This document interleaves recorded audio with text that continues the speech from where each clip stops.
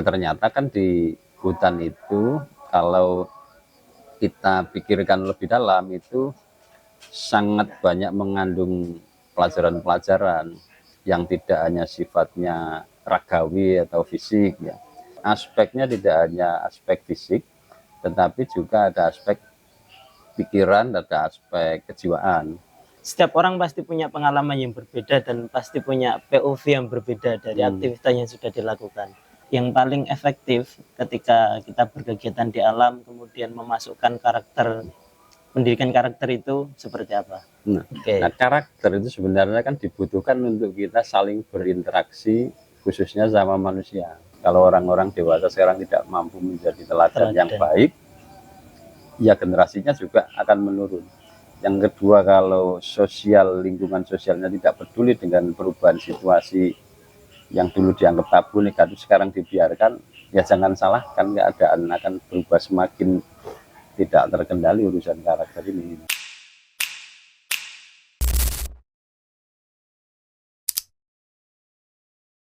Bismillahirrahmanirrahim. Assalamualaikum warahmatullahi wabarakatuh. Salam. Ya, jadi hari ini kita mengawali hal yang baru untuk di Sekraf. Kalau kita ke belakang melihat lahirnya Sekraf itu kan dari obrolan para pemuda juga yang butuh wadah untuk eksis dalam kegiatan. Ya, nanti kita sambung di lain kesempatan untuk sejarah Sekraf. Nah, di sini kami juga ingin berkarya baru ya, membuat karya baru. Kemarin habis outbound, di mana terakhir kita, Mas? Di Celaket ya. Di Celaket itu eman kalau sesi-sesi diskusi ngobrol kita tentang kegiatan itu enggak kita dokumentasikan. Kemudian ada yang menguatkan juga, ya apa kalau kita membuat podcast atau ya kita sempatkan 1 minggu sekali dari obrolan yang kita lakukan itu kita rekam sesekali. Kemudian nah terus apa yang mau kita obrolkan gitu. Yang pertama, kemarin kan ada usulan tema juga, sinau soko alas. Nah itu kan menarik. Umumnya orang itu ketika di alas atau main ke hutan itu kan refreshing, menikmati suasana. Nah ini sinau soko alas. Nah itu kalau menurut POV Mas Rum itu seperti apa sinau soko alas itu? Jadi gini, tapi sebelum kita ngobrol lebih lanjut ya, istilahnya disclaimer. Jadi disclaimernya adalah bahwa yang kita omongkan ini nanti akan lebih banyak berbasis pengalaman dari apa yang sudah kita alami. Bisa jadi itu nanti cocok dengan beberapa teori yang sudah pernah ditulis para pakar, para tokoh, tetapi basis kita ngomong ini karena apa yang sudah kita lakukan gitu ya. Nah, ke pertanyaan awal tadi, bahasa sampai tadi apa pertanyaannya? Sinau soko alas. Sinau soko alas. Umumnya kalau kita main ke alas atau ke hutan itu kan refreshing. Ya wes main mencari hawa dingin atau menikmati pemandangan gunung. Sebatas itu. Nah kalau ada kata sinau itu menurut Mas Rum seperti apa memaknai sinau soko alas ini? Nah jadi gini, kalau dalam pandangan saya, bagi manusia sebenarnya segala sesuatu itu bisa menjadi bahan pelajaran, kan gitu. Ya. Apapun, bukan hanya alas sebenarnya, tetapi karena fokus bahasan malam ini kita ngomong pengalaman kita berkegiatan di alam terbuka dan itu seringkali di alas atau hutan, maka konteks malam ini adalah alas. Nah, berarti kita mengambil sesuatu yang dapat menguatkan pengetahuan kita, menambah wawasan kita, dan memperkaya jiwa kita dari alas atau dari hutan. Itu kalau dari frasa sinau soko alas. Sinau itu kan mengambil pelajaran ya. Dan alas itu sebagai tempat kita mengambil pelajaran itu. Jadi itu basicnya di situ. Bahwa kita ke hutan itu untuk mempelajari sesuatu. Sesuatu itu contohnya apa? Kalau dari Mas Rum, kan sering Mas Rum mendampingi kegiatan teman-teman itu ketika diklat. Contoh pelajaran yang diambil dari Alas yang pernah Mas Rum merasakan dari pengalaman. Jadi banyak hal, tapi kalau dari sisi saya pribadi itu ada peningkatan. Contoh misalnya gini, pertama kali dulu saya ke hutan, Ya, itu kan resminya ke hutan yang besar ya. Hutan besar itu ya hutan belantara itu adalah ketika saya mulai berkegiatan pramuka di perguruan tinggi di UNESA ini khususnya. Dan itu ada penambahan pengalaman yang tiap tahun memberi makna berbeda. Contoh misalnya ketika pertama kali saya menjadi anggota pramuka, anggota gugus depan di UNESA, iya, ke hutan itu yang muncul adalah rasa was-was pertama. Jadi ada rasa takut karena kehidupan saya sebelumnya bukan di lingkungan hutan kan. oh iya, Misalnya paciran di ya, pesisir. itu kan lebih dekat ke laut, lebih dekat ke tambak, dan tidak ke hutan sepekat ketika pertama kali saya di Pramuka UNESA itu diajak ke hutan di wilayah Pacet misalnya. Iya, Maka pertama kali sebagai peserta kemah itu rasa was-was, rasa sedikit takut gitu. Itu pertama. Nah, seiring pengalaman berikutnya, setahun berikutnya kan kemudian kita ini jadi panitianya kan gitu. Kalau tahun pertama kita jadi peserta, nah tahun kedua giliran kita yang dampingi peserta baru lagi ke hutan. Di situ perasaannya sudah berbeda, takutnya sudah hilang karena sudah pernah dilewati.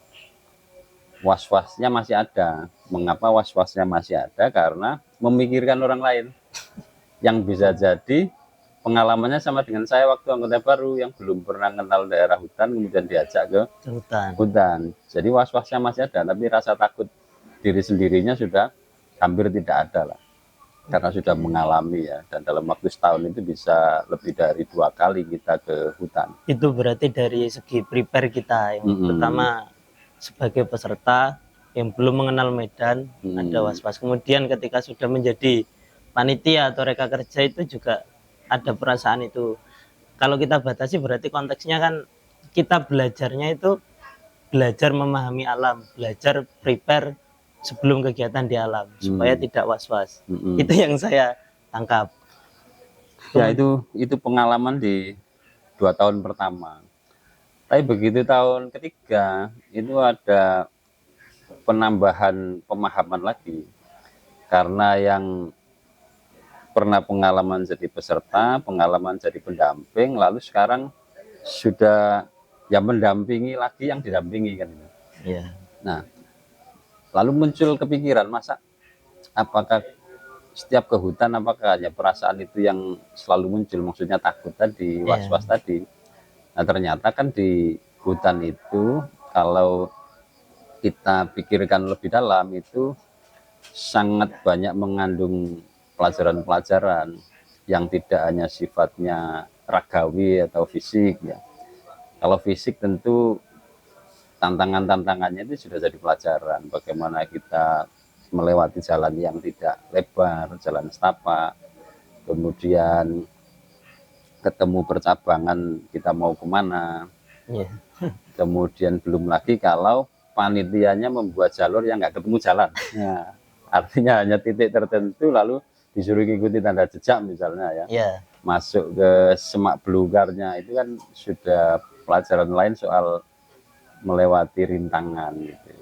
Jadi aspeknya tidak hanya aspek fisik, tetapi juga ada aspek pikiran, ada aspek kejiwaan. Maksudnya gimana? Nah, begitu pengalaman tahun ketiga itu kita secara ini pengalaman pribadi ada mulai mengaitkan dengan pengetahuan lain. Misalnya jadi kepikiran gini,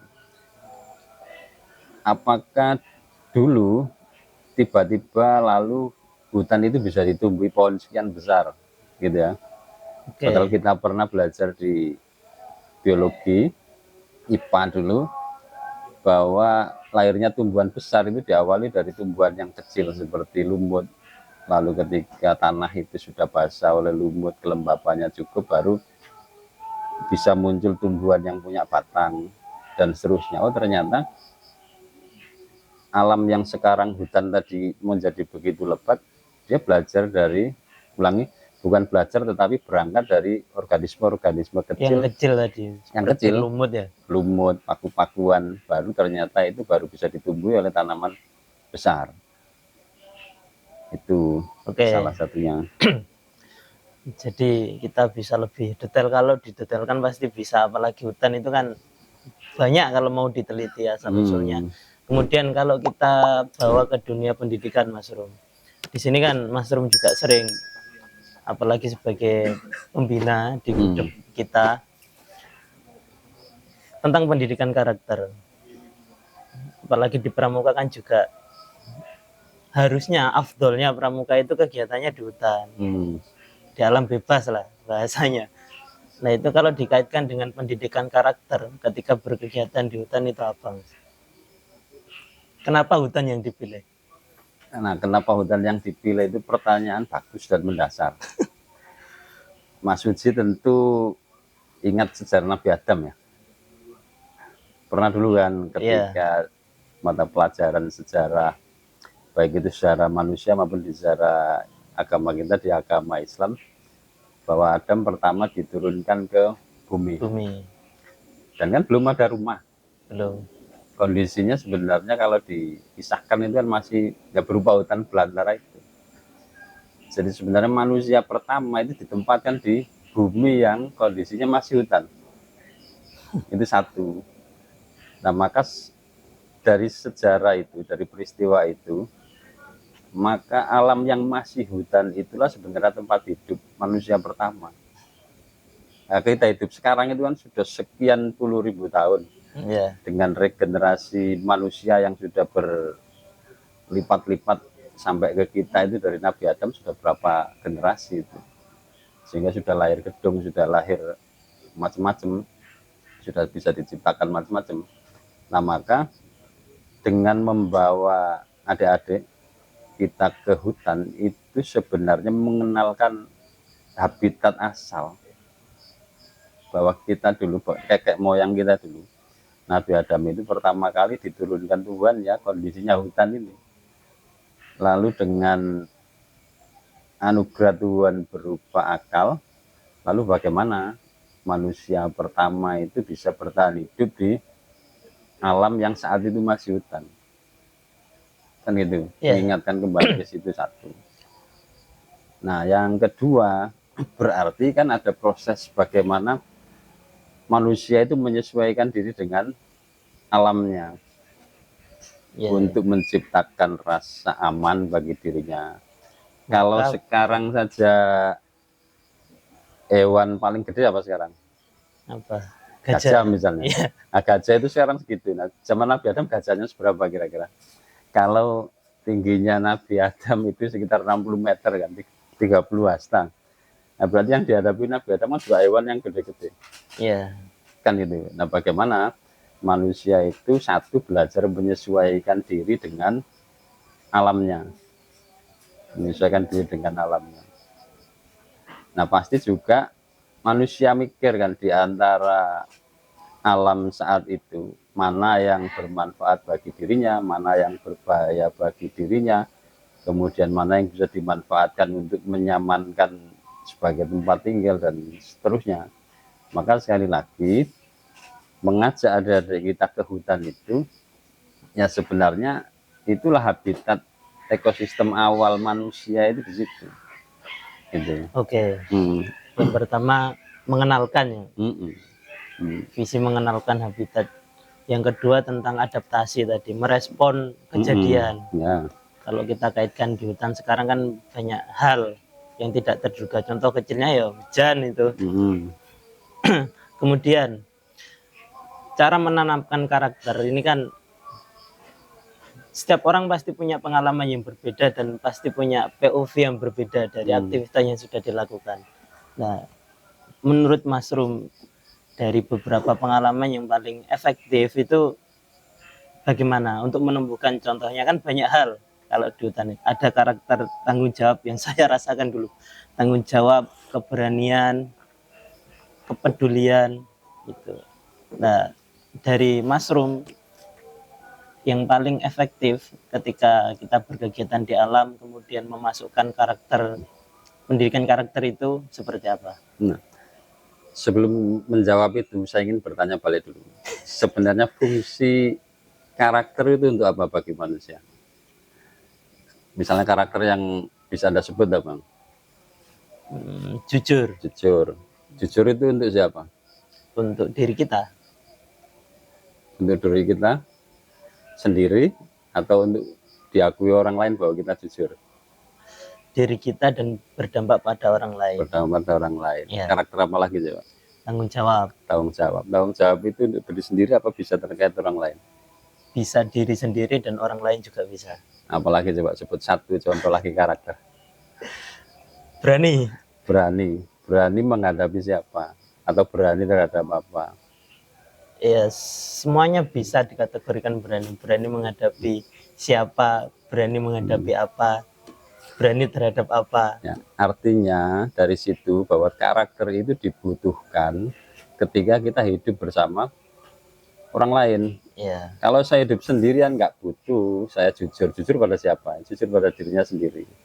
Saya tanggung jawab pada siapa? Kalau saya hidup sendirian, kayak film Tarzan misalnya, ya kan? Okay. Nah, karakter itu sebenarnya kan dibutuhkan untuk kita saling berinteraksi, khususnya sama manusia. Ya. Nah, membawa adik-adik ke alam, kaitannya dengan karakter itu, sebenarnya kita belajar soal harmoni, Mas. Bagaimana pohon yang besar itu tidak karena besarnya lalu meniadakan pohon yang kecil. Karena kita ingat tadi bahwa pohon besar itu tumbuh karena dari pohon yang kecil-kecil. Kemudian apalagi di alam itu sebenarnya kalau nggak ada manusia itu sudah harmoni, ya toh? Yeah. Air punya jalurnya sendiri, tidak terjadi banjir seperti sekarang karena alasan sebagian hutannya digunduli, ya kan? Yeah. Kemudian pepohonan bisa tumbuh rimbun, nggak ada yang rusak. Andai kan dirusak babi hutan ya paling sedikit saja yang rusak. Kemudian gunung meletus pun akan terjadi secara alamiah. Efeknya setelah meletus juga akan menyuburkan tanah di lerengnya dan tumbuh lagi tanaman-tanaman baru. Nah, jadi esensi dasar kita ngajak adik-adik kita ke hutan itu untuk belajar harmoni. Nah, karena manusia itu satu-satunya makhluk yang diberi akal, kemudian dimintai pertanggungjawaban. Nah, karena dengan akal itu maka manusia evolusi pikirannya itu paling cepat. Artinya dia punya kemampuan mengkreasi pada akhirnya dengan akal. Coba bayangkan, kalau semua makhluk punya akal seperti manusia, hewan punya akal, nggak mungkin kita bisa nangkap burung. Lalu dimasukkan ke kandang sangkar, kita buat mainan, dilombakan tiap hari minggu. Nggak mungkin loh. Yeah. Kalau sama-sama punya akalnya, gitu. Nggak mungkin kita bisa nangkap burung yang terbang. Kita sama semut aja pasti akan kalah. Semut kalau punya akal kan nunggu kita tidur baru masuk ke telinga kita, bingung kita gitu ya. Yeah. Nah, maka kita ke hutan itu sebenarnya belajar tentang harmoni. Kalau sesama makhluk Tuhan yang belum kesentuh manusia saja bisa hidup berdampingan, kemudian balik lagi ke kehidupan kita di masyarakat, manusia sesama manusia mengapa tidak bisa harmoni seperti alam yang ada di hutan itu? Oke. Intinya di sana. Harmoni, belajar harmoni. Harmoni. Nah, untuk menyampaikan itu kan pasti sebagai panitia itu punya tujuan yang ingin disampaikan kepada peserta. Penyampaiannya kan banyak, bisa lewat aktivitas. Kemudian kalau aktivitas saja kan masih kurang. Biasanya kita ada sesi apa, Mas? Refleksi ya. Nah, menyampaikan pesan harmoni kepada peserta itu dari pengalaman Mas Rum, apakah atau seberapa persen berpengaruh setelah kita berkegiatan? Kemudian nilai utamanya kan tadi harmoni tadi. belajar dari alam. Bagaimana pohon yang besar tidak meniadakan yang kecil. Nah, untuk menyampaikan pesan tersebut supaya sampai ke teman-teman, ke peserta itu seperti apa yang biasanya dilakukan? Nah, jadi kita punya prinsip berlatih itu 3 tahap. 1, ada tahap untuk menyampaikan aturan main atau briefingnya, bahwa kita ke hutan itu punya target ini. Yang utama adalah tujuannya itu yang kita sampaikan kepada peserta, bukan prosesnya nanti seperti apa. Jadi itu kita selalu ada briefing di depan itu untuk memunculkan target-target apa saja yang menjadi sasaran kita ketika kita masuk ke hutan untuk belajar sesuatu tadi ya. Itu. Lalu yang kedua, kita biarkan peserta itu untuk berproses di dalamnya sampai merasakan sendiri, merasakan terpleset, merasakan tergores duri, merasakan dia melihat tanaman yang sebelumnya belum pernah dia lihat di lingkungan asalnya. Oh, ternyata jamur yang saya makan itu ini aslinya bentuknya. Jamur kuping itu yang coklat-coklat. Kita tahunya kan itu sebagai campuran dimsum apa gitu ya di kota ya. Ternyata di alam itu seperti ini, hidupnya seperti ini, tempatnya di batang kayu yang sudah labuk dan seterusnya. Maka yang kedua itu memperbanyak memperbanyak mengalami, memperbanyak melakukan. Nah, baru di tahapan ketiga barulah masuk ke yang refleks tadi, bagaimana kita mengurai pengalaman itu. Apakah pengalaman yang sudah dialami peserta itu cocok dengan tujuannya. Di depan tadi kan briefingnya kan menyampaikan tujuannya. Lalu peserta mengalami, lalu sesi malam biasanya kita gunakan untuk saling berbicara, mengurai apa yang dialami sehari tadi, merasa lelah, merasa jengkel dengan teman seperjalanan, dan seterusnya. Itu kita urai malam itu supaya diikat menjadi sebuah kesadaran, arahnya ke sana. Karena manusia itu kalau tahu saja nggak cukup, Mas. Nggak akan terjadi perubahan. Jadi orang bisa tahu banyak hal, tapi belum tentu melakukan apa yang dia ketahui. Maka sasaran kita untuk refleksi itu membangun kesadaran. Dan orang bisa melihat sesuatu yang sama, tapi tidak sama dalam mengungkapkannya. Bisa jadi begitu. Nah, maka malam itu kita gunakan untuk refleksi bagaimana proses yang dialami selama siangnya tadi, pelajaran apa yang bisa diambil, arahnya untuk membangun kesadaran. Berarti kan membuka ruang untuk tadi ya, membuka ruang untuk peserta melakukan, atau teman-teman atau diri kita sendiri ketika main ke hutan, mencoba mengeksplor pengetahuan kemampuan kita terapkan. Dari situ baru nanti kita refleksikan. Nah, untuk merefleksikan kan butuh kesadaran itu tadi. Butuh kesadaran. Kemudian setelah kesadaran ada, harapannya kan dari tujuan yang kita inginkan itu bisa disampaikan dari peserta. Apakah seperti itu? Ya, tugas kita itu sebenarnya hanya memancing pertanyaan-pertanyaan yang mengarahkan mereka untuk menjawab ke arah yang kita inginkan. Kenapa seperti itu? Kenapa enggak langsung maksudnya seperti ini? Kamu tadi melakukan ABCD kegiatan berasa itu tujuannya. Kenapa tidak seperti itu? Harus dari peserta sendiri yang mengeluarkan, kita batasannya di pertanyaan pemantik ini.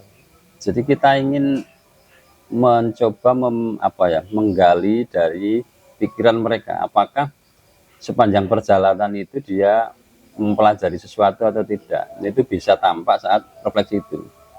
Ada di antara adik-adik kita itu yang jawabnya spontan asal, gitu ya, asal. Capek nggak, kadang gitu aja. Tidak mengurai, setelah capek terus apa gitu. Nah, mengapa kita perlu bertanya? Itu supaya mereka mikir. Karena otak itu kan kepakainya kalau digunakan untuk mikir.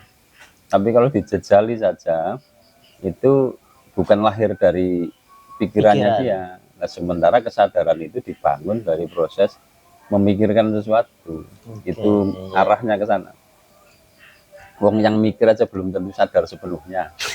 Apalagi yang hanya diomongi kamu tadi berjalan begini-begini itu maksudnya gini loh. Apalagi hanya begitu. Ya kan? Iya.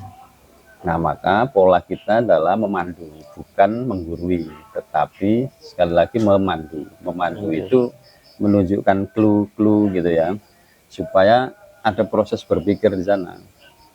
Ada proses berpikir. Kalau tidak ada proses berpikir, kesadarannya itu kesadaran yang diberi orang lain. Ibaratnya sampean gini, tinggal makan kan. Iya. Tinggal makan enak aja di lidah, enak aja di mulut kita, tetapi coba kalau beda cerita kalau tahu proses pembuatannya, apalagi kita yang buat sendiri. Nah, menikmatinya akan lebih serius ini karena enak nggak enak buatan sendiri kan. Iya. Itu. Nah, yang agak penting lagi begini, bahwa proses membangun kesadaran lewat kegiatan ini tadi itu tidak cukup sekali. Ibarat kita bisa berjalan itu kan tidak sekali dilepas orang tua kita langsung bisa kan. Dari sekali jatuh, 2 kali jatuh, takut untuk berdiri lagi, maka dipancing dengan tangan lagi kan itu. Nah, sama dengan proses belajar ini, itu perlu pengulangan sampai betul-betul jadi insting dulu, jadi naluri, bahwa setiap kali ke hutan, 1, saya harus persiapan, 2, bahwa masuk hutan itu tidak sekadar menikmati suasana. Kalau sekadar menikmati suasana, ya kita tidak mendapat apa-apa. Yang diingat pasti hanya hal-hal tertentu yang menyenangkan. Tapi yang tidak menyenangkan nanti cepat-cepat dilupakan, atau suatu ketika hanya jadi cerita guyonan aja saat ketemu gitu. Oke. Ya, berarti penting itu. Ketika refleksi kita menggali pemikiran pemaknaan dari masing-masing orang, atau ya lahir dari peserta itu sendiri, bukan dari kita yang menyampaikan. Itu juga bisa menjadi salah satu tanda bahwa kegiatan kita sukses. Ya. Oke, berikutnya kalau dari pengalaman saya Mas Rum ikut di kegiatan alam bebas itu banyak hal, apalagi kita kan berkelompok. Tadi yang saya sampaikan ada rasa tanggung jawab terhadap seru, kemudian keberanian ketika ditantang senior itu ada, ketika kita dihadapkan ke jurang ya kurang lebih 70, berani ndak? Kalau jawab tidak kan ya sungkan, apalagi sebagai peserta ya pasti berani. Nah, itu kan melewati batas kemampuan kita. Ya tadi benar yang disampaikan bahwa banyak hal yang bisa kita pelajari dari alam. Kalau dari Mas Rum, tantangan di era sekarang tentang pendidikan karakter itu apa, Mas? Kalau dalam pandangan saya sekarang itu gini, 1, ada kecenderungan menurunnya keteladanan orang dewasa pada anak muda. Itu 1. Mengapa saya bisa bilang begitu? Karena kenyataannya gini loh, misal ambil contoh sederhana, orang tua nggak mau anaknya main HP, ya toh?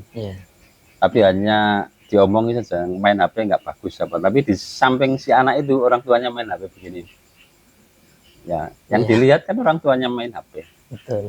Itu ya, saya juga kadang-kadang begitu. Keteladanan. Jadi berkurangnya keteladanan orang dewasa. Nah, yang kedua, hilangnya kepedulian sosial mulai berkurang. Kalau nggak hilang ya menurun lah. Yang paling kelihatan begini, di masa saya sekitar usia SMA, ada remaja putra, remaja putri jalan berdua, yang itu bukan keluarganya. Itu pasti ada orang tua yang ingatkan ketika kita jalan. Karo sapa le? Minimal itu teguran tapi sebenarnya nyindir kan. Sebenarnya nyindir. Nah, kalau sekarang ada muda-mudi berdua begitu, apa yang dilakukan orang dewasa? Anggapan biasa, normal. Nah, semuanya Kita ada normalkan, yang iya. gitu. Jadi yang kedua, kontrol sosialnya mulai lepas untuk hal-hal yang dulu dipandang tabu, dulu dipandang negatif, sehingga seakan-akan jadi biasa itu tadi. Itu. Jadi dua hal itu yang saya lihat tentang keteladanan, dua juga menurunnya kontrol sosial, dan itu arahnya kepedulian tadi. Dan orang sekarang kan repot, sebenarnya dipedulikan orang lain tapi merasa di apakan coba. Kalau saya ingatkan orang ya anak muda pacaran, ganggu aja sih kan. Iya. Jadi malah marah, padahal kita peduli supaya tidak terjerumus ke karakter yang negatif kan sebenarnya. Karena belum haknya itu. Betul. Sekarang. Nah, tantangannya dua itu, pendidikan karakter. Kalau orang-orang dewasa sekarang tidak mampu menjadi teladan yang baik, ya generasinya juga akan menurun. Yang kedua, kalau sosial, lingkungan sosialnya tidak peduli dengan perubahan situasi yang dulu dianggap tabu, negatif, sekarang dibiarkan, ya jangan salahkan, keadaan akan berubah semakin tidak terkendali urusan karakter ini. Oke. Ya mungkin ini juga yang menjadi tujuan kita di Scrap, membuat sesi sharing ngopi bareng, bahas berbagai macam tema mungkin nanti ya. Insya Allah. Ya pembukanya ini kan Sinau Soka Alas. Ya. Tadi kalau tantangan saat ini kan berarti figur keteladanan ini yang mulai menurun, kemudian kepedulian, milu-milu urusannya bang. Padahal itu juga penting kalau memang benar harus dilakukan. Apalagi kalau kita lihat sejarah dulu, nah, dari cerita mbah-mbah, dari cerita sejarawan, itu juga kepedulian masyarakat yang Mas Rum sampaikan tadi benar. Bukan anaknya tapi punya kepedulian untuk mengingatkan, punya tanggung jawab juga, merasa punya tanggung jawab. Kalau sekarang itu menjadi tantangan bagi kita. Kemudian ini sebelum closing statement kira-kira dari Mas Rum, dari Sinau Soka Alas ini yang menurut Mas Rum penting untuk dipahami bagi teman-teman kita itu apa? Sekarang kan lagi ngetren main ke alas trail run atau apapun itu, sekarang lagi booming. Nah, pesan dari Mas Rum buat kami ini sebagai generasi muda itu apa? Jadi satu, bahwa sekarang itu hutan alas itu secara keumuman bagi manusia sebenarnya sudah habitat yang asing. Kalau Anda tadi ngomong trail run apa itu kan jalurnya sudah disiapkan, kecuali dia keluar dari jalur ya. Nah, bagi anak-anak yang suka berpetualang di alam terbuka, satu, bahwa hutan itu bukan lingkungan yang akrab lagi denganmu, maka Anda perlu persiapan, minimal persiapan pengetahuan. Jadi kenali karakteristik alas itu. Dan sekarang cara mengenalinya kan sudah sangat mudah, dibantu dengan informasi yang ada di gadgetmu itu cukup membantu. Maka ketika masuk hutan, prepare untuk keselamatan diri. Yang kedua, masuk hutan harus dengan tujuan. Tujuannya diusahakan tujuan baik. Ya tentu orang pengen kebaikan ya, maka masuklah hutan itu dengan tujuan, sehingga begitu masuk hutan tidak asal berbuat sesuatu, tapi berbuat sesuatu sesuai tujuannya. Meskipun Anda bawa pisau, bawa parang, tidak serta-merta lalu setiap ada tanaman liar kamu potong, itu dengan tujuan ya. Jadi punya tujuan. Dan yang ketiga, semua tahapan dalam hidup itu Anda perlu berhenti sejenak untuk refleks tadi, supaya mampu mengambil manfaat dari apa yang kamu lakukan. Karena percuma sudah mengeluarkan tenaga dan biaya untuk masuk hutan pun sekarang ada pos penjagaannya, harus bayar dan lain-lain, lalu balik yang kamu dapat hanya capek, yang kamu dapat hanya kekesalan. Maka siap untuk merefleksi prosesnya. Itu 3 itu berarti Mas ya, 3 hal: prepare, kemudian tujuan, dan terakhir mau merefleksi diri, berhenti untuk merefleksikan. Kemudian yang terakhir ini, selama Mas Rum berkegiatan lebih banyak di hutan alam bebas itu, manfaat yang Mas Rum rasakan itu apa? Satu, bisa melahirkan, kalau yang saya rasakan itu ketika ke hutan itu saya bisa berpikir lebih tenang, itu satu. Mungkin bagi orang lain akan berbeda, orang akan tenang ketika di pantai, orang akan tenang ketika di persawahan, tapi saya ketika ke hutan itu menemukan ketenangan untuk memikirkan sesuatu, merenungkan sesuatu. Itu pengalaman pribadi. Yang kedua, secapek-capeknya ke hutan itu ada energi baru. Tidak tahu itu faktor apa, apakah karena oksigennya masih bagus sehingga sepanjang di hutan itu kita menghirup oksigen yang masih jernih, apakah itu efek dari kegiatan di hutan itu atau yang lain. Tetapi yang saya rasakan itu begitu balik ke pemukiman lagi dari hutan itu punya fresh, rasa yang lebih segar, meskipun dengkulnya pegel tetapi pikiran ini agak terbuka gitu loh rasanya. Jadi itu dua hal yang bisa saya rasakan untuk sampai saat ini. Itu yang bisa terbaca ya, yang lainnya mungkin banyak hal karena kita ini kan bersinggungan dengan banyak proses yang lain, bukan hanya ke hutannya itu, tapi dua hal itu yang bisa tandai. Meskipun capek tapi pulang punya pikiran-pikiran berbagi. Dan ketika masuk hutan itu ada ketenangan yang muncul. Dua hal itu yang saya rasakan ketika berkegiatan di hutan. Oke. Keren, terima kasih. Jadi kalau besok-besok main ke hutan, kita yang pertama harus prepare, yang kedua pesannya tadi punya tujuan yang jelas, yang ketiga ya kita maknai supaya tidak berlalu begitu saja, kita ambil pelajaran. Mungkin kita cukupkan dulu untuk sesi tema Sinau Soko Alas ini. Oke. Untuk ke depan ini kita random ya temanya, artinya ya, tidak boleh. selalu Nggak harus terstruktur, ya semunculnya di pikiran aja. Oke, gitu. Terima kasih.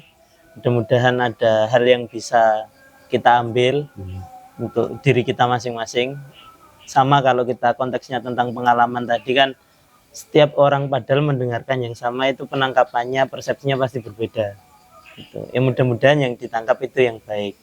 Kalau teman-teman punya pemikiran lain atau respon lain, monggo nanti bisa dituangkan di like atau komentar, atau ada usulan tema juga nanti bisa. Yang menjadi narasumber juga bebas nantinya, ketemu siapapun, sekiranya ada tema yang bisa kita menarik untuk kita obrolkan, ya nanti pasti kita obrolkan. Tentunya dari sudut pandang kami yang berbasis pengalaman tadi. Itu ada tambahan Mas Rum? Oke, yang terakhir, jadi begini ya, Tuhan itu menciptakan semua ini sebenarnya sebagai tanda agar manusia ingat siapa penciptanya. Maka ending yang paling terbesar adalah Anda masuk kemanapun, termasuk masuk ke hutan, balik-balik harus ingat bahwa ada kekuatan maha besar yang mengendalikan itu semua, dan kita bagian sangat kecil dari alam yang sangat besar ini. Itu terakhirnya. Oke, terima kasih, semoga bermanfaat. Sampai bertemu di tema berikutnya. Sobat Sekraf.